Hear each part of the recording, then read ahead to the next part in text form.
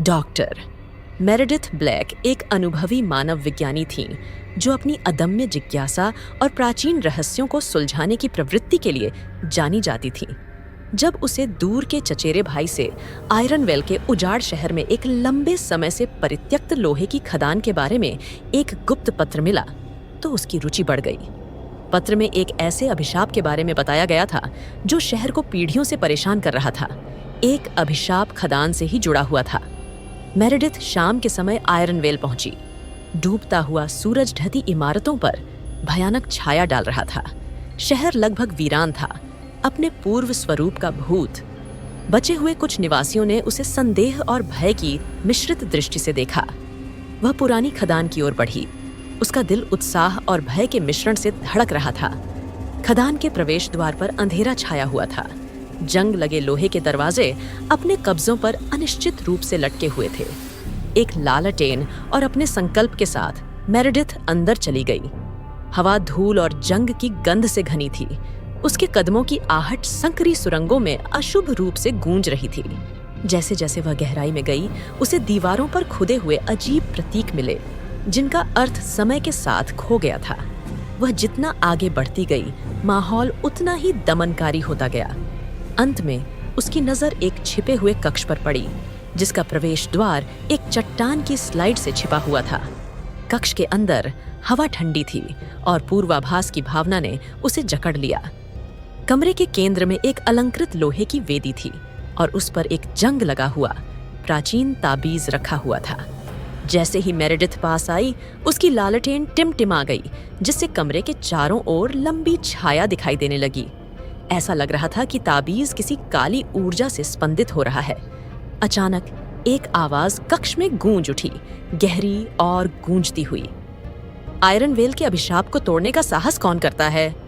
Meredith ने मुड़कर देखा कि उसके सामने एक वर्णक्रमीय आकृति साकार हो रही है। वह लंबा था, उसकी नीली आंखें छलनी थीं और उसके कपड़े पिघली हुई धातु की तरह चमक रहे थे। उसका नाम थाडियस आयरनवेल था, जो खदान का मूल मालिक था और जिसने शहर पर अभिशाप लाया था।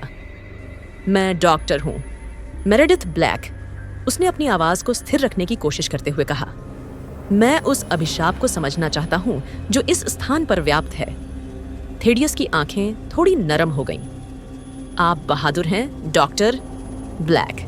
आप जिस अभिशाप की बात कर रहे हैं वह लालच और विश्वासघात से पैदा हुआ था। सदियों पहले धन की तलाश में मैंने मॉरोस के ताबीज अपार शक्ति की एक कलाकृति का पता लगाया था, लेकिन ऐसा करने में मैंने उन्मुक्त कर दिया एक अंधेरी शक्ति जिसने शहर और उसके लोगों को भस्म कर दिया। जब थेडियस ताबीज का इतिहास बता रहा था तो मेरेडिथ ने ध्यान से सुना। ऐसा कहा जाता था कि यह अपने धारक को महान शक्ति प्रदान करता है, लेकिन इसकी भयानक कीमत चुकानी पड़ती है।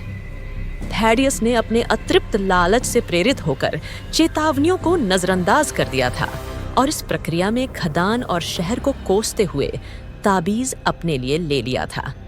ताबीज को नष्ट किया जाना चाहिए, थाडियस ने आगे कहा, लेकिन यह 3 शक्तिशाली अभिभावकों द्वारा संरक्षित है। लालच का भूत, विश्वासघात का भूत और निराशा का प्रेत। अभिशाप को तोड़ने के लिए आपको उन्हें हराना होगा। पीड़ा को समाप्त करने के लिए दृढ़ संकल्पित मेरेडिथ अभिभावकों को खोजने के लिए निकल पड़ा। पहला, लालच का भूत चमचमाते सोने और कीमती रत्नों से भरी एक गुफा में रहता था। यह एक विचित्र आकृति थी। इसकी आंखें लालच से जल रही थीं। अपनी बुद्धि और चपलता का उपयोग करते हुए मेरेडिथ ने शैतान को परास्त कर दिया और उसे एक जाल में फंसा दिया जहां वह अपने ही लालच से कुचल गया। दूसरा अभिभावक, विश्वासघात का भूत, खदान के सबसे गहरे हिस्से में छिपा हुआ था, एक ऐसी जगह जहां दीवारें दुख से रो रही थीं। यह एक बदलती, मायावी आकृति थी जो हमेशा उसके पीछे दिखाई देती थी।